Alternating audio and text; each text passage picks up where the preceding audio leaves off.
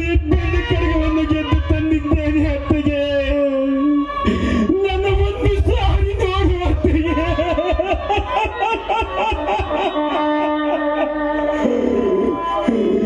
ಅಣ್ಣ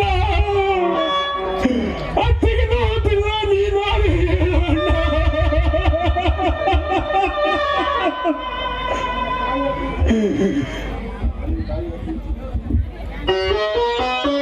ಹೇಳಲು ಅವಳಿಲ್ಲ ಕಣೋ, ಅವಳಿಲ್ಲ. ಈ ಅಣ್ಣನ ಅರಮನೆ ಸಂತೋಷವನ್ನು ನೋಡಲು ಆ ದೇವರಿಗೂ ಸಹಿಸಲಾಗಲಿಲ್ಲಪ್ಪ, ಸಹಿಸಲಾಗಲಿಲ್ಲ. ನಮ್ಮನ್ನೆಲ್ಲ ದುಃಖ ಪಡಿಸಲೆಂದೇ ಆ ಯಮಧರ್ಮರಾಯನು ಇವಳನ್ನು ಕರೆದುಕೊಂಡು ಹೋಗಿದ್ದಾನಪ್ಪ, ಇವಳನ್ನು ಕರೆದುಕೊಂಡು ಹೋಗಿದ್ದಾನೆ. ಸೌಂದರ್ಯ, ಸೌಂದರ್ಯ, ಎದ್ದೇಳಮ್ಮ, ಎದ್ದೇಳು. ನೀನು ಅಕ್ಕರೆಯ ಕೈ ತುತ್ತನ್ನು ನೀಡಿ ಪ್ರೀತಿಯಿಂದ ಸಾಕಿ ಸಲುಹಿದ ನಿನ್ನ ಮೈದುನ ಇಲ್ಲಿಯೇ ಇದ್ದಾನೆ. ಅವನನ್ನೊಮ್ಮೆ ಪ್ರೀತಿಯಿಂದ ಮಾತನಾಡಿಸು. ಎದ್ದೇಳು ಸೌಂದರ್ಯ, ಎದ್ದೇಳು ಸೌಂದರ್ಯ. ನೆತ್ತಿಗೆ ಸರಿಯಾಗಿ ನನಗೆ ತುತ್ತುಣಿಸಿ ನೆತ್ತಿಗೆ ಎಣ್ಣೆ ಹಚ್ಚಿ ಈ ತಂಗಾಳಿಯ ತಂಪಿನಲ್ಲಿ ನಾನು ಈ ಪ್ರಪಂಚವನ್ನು ಕಣ್ಣುಬಿಟ್ಟು ನೋಡುವಂತೆ ಮಾಡಿದೆ. ಆದರೆ ನೀನೇ ಹಿಂದೆ ಕಣ್ಣು ಮುಚ್ಚಿಕೊಂಡು ಕಣ್ಮಾರಿಯಾಗುತ್ತಿರುವೆಲ್ಲ ಅತ್ತಿಗೆ. ಅತ್ತಿಗೆ ಅತ್ತಿಗೆ ಒಂದು ಸಾರಿ ಕಣ್ಣು ಬಿಟ್ಟು ನೋಡು ಅತ್ತಿಗೆ.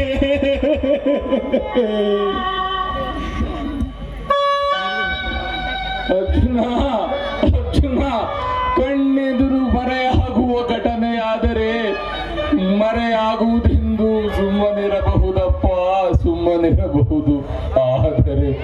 ಆದರೆ ಈ ನನ್ನ ಕಣ್ಣುಗಳೇ ನಿನ್ನತ್ತಿಗೆಯಾಗಿರುವಾಗ, ಈ ನನ್ನ ದೇಹದ ಅರ್ಧ ಭಾಗವೇ ನಿನ್ನತ್ತಿಗೆಯಾಗಿರುವಾಗ, ಈ ಜೀವನದ ಅರ್ಧಾಂಗಿಯೇ ನಿನ್ನತ್ತಿಗೆಯಾಗಿರುವಾಗ ಅವಳನ್ನು ಮರೆತು ಹೇಗೆ ಜೀವಿಸಲು, ಅವಳನ್ನು ಮರೆತು ಹೇಗೆ ಜೀವಿಸಲಿ ಅರ್ಜುನ?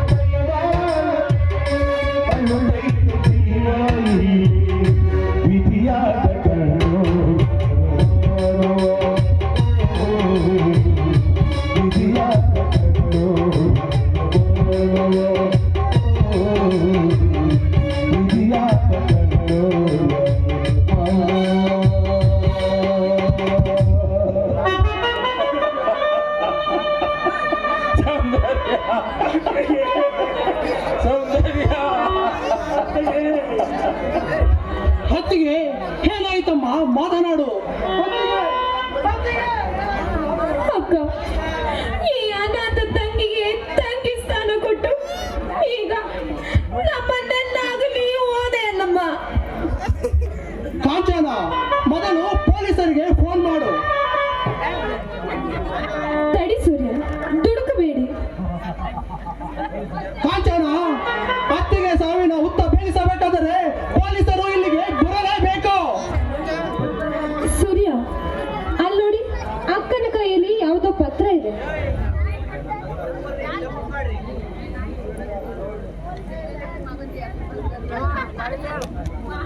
ನನ್ನ ಸಾವಿಗೆ ನಾನೇ ಕಾರಣ.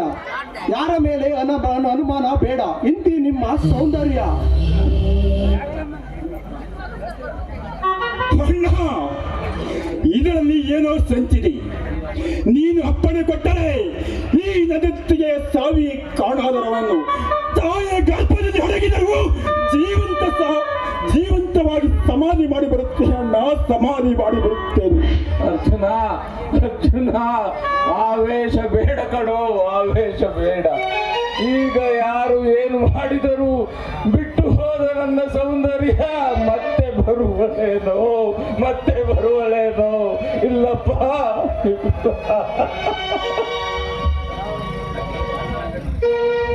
ಹೊಟ್ಟಿಗೆ ಅಣ್ಣನ ಕಣ್ಣಲ್ಲಿ ನದಿಯಾಗಿ ಹರಿಯುತ್ತದೆ ಕಣ್ಣೀರು.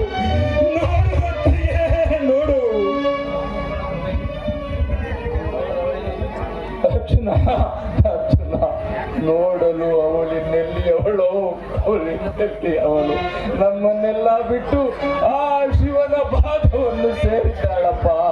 ನಮಗುಳಿದಿರುವುದು ಇವಳನ್ನು ಶಾಂತಿಯಿಂದ ಕಳಿಸಿಕೊಡುವುದಷ್ಟೇ.